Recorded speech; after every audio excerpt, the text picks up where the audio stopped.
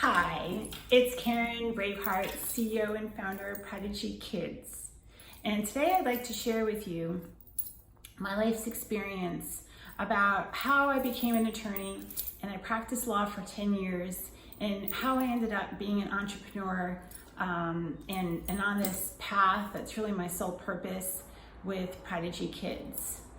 And what it really is a conversation with other parents out there who are raising kids and perhaps telling them something that my dad told me. But when I was 11, my dad said to me, Karen, you're going to become a lawyer or a doctor or I'm going to disown you. True story. And I think in my dad's head, he meant well. He was an immigrant from Russia.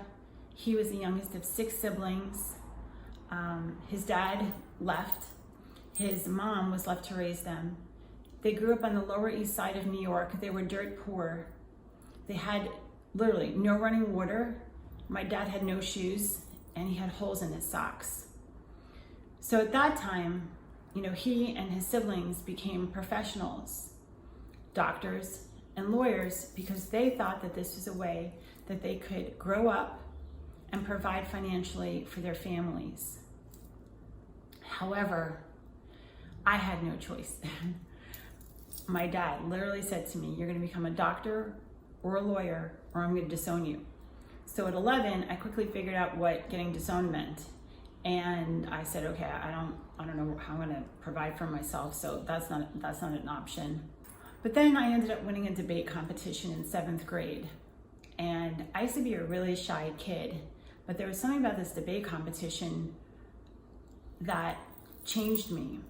And in winning this debate competition, I realized I had a natural ability for debating, for looking at evidence and arguing both sides.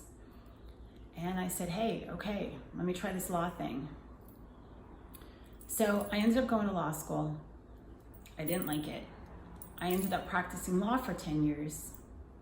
And I did it because I chased the money, not because it was truly what was inside my own heart.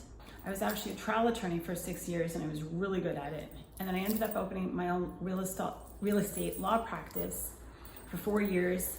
I had a thriving practice after 3 years. I was making well into the 6 figures, working less hours I did as a trial attorney. And there was still something missing for me. I still wasn't 100% fulfilled. And I just remember being in this one job. I was working on 99 Park. For those of you who are New Yorkers watching, you know where that is. I worked for a medical malpractice defense firm and I absolutely hated it. Literally, the partners at this firm were wolves dressed in sheep's clothing. And I just didn't agree with their ethics. And I just remember Sunday nights, I used to get this pit in my stomach before Monday, before starting a job. Have you guys ever experienced that before, where you just dread going to a job and Sunday night, you just get this knot in your stomach and it's the worst feeling ever? Well, I used to get it. And then it got worse. That knot in my stomach started creeping into my Saturday lunchtime. And I just remember thinking I was miserable from Saturday lunchtime for the rest of Saturday, Sunday, and Sunday night. It pretty much killed my whole weekend. To get through a tough trial in the state courts of New York, that ain't easy. It's a zoo, and for anyone who's practiced there, they know exactly what I'm talking about. You need to develop a really thick skin. And life gave me those, I guess what you call a training ground that really prepared me for what I'm doing today. However, I often think back and I say to myself, what if my parents recognized that I was meant to be a designer? What if my parents had recognized these gifts early on, that I was really good with money and numbers, and I loved business, and I loved to design things? I often wonder, perhaps if they would have steered me in a career in my 20s, I would have realized my sole purpose earlier and brought my God-given gifts into the world earlier. 10 years in a career that I felt like something was missing. But I also learned another valuable lesson, and I learned don't chase the money, because you can't buy happiness. It's an empty feeling that stays with you. And it did with me for 10 years until, and I mentioned this in my other video, a single stressful moment changed my life. So what I'm encouraging you today as fellow parents is, please don't do what my dad did to me and say, you're going to become a lawyer or a doctor.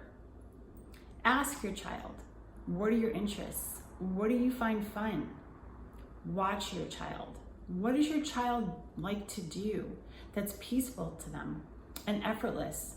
Not what you want them to do, but what they genuinely like to do. And you'll see it right away. But I believe that our job as parents is to support our children in their dreams and do whatever we can to help them to lead a happy life.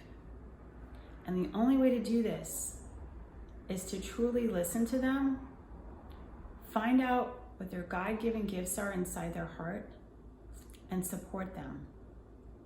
So thanks for listening, and have a great day.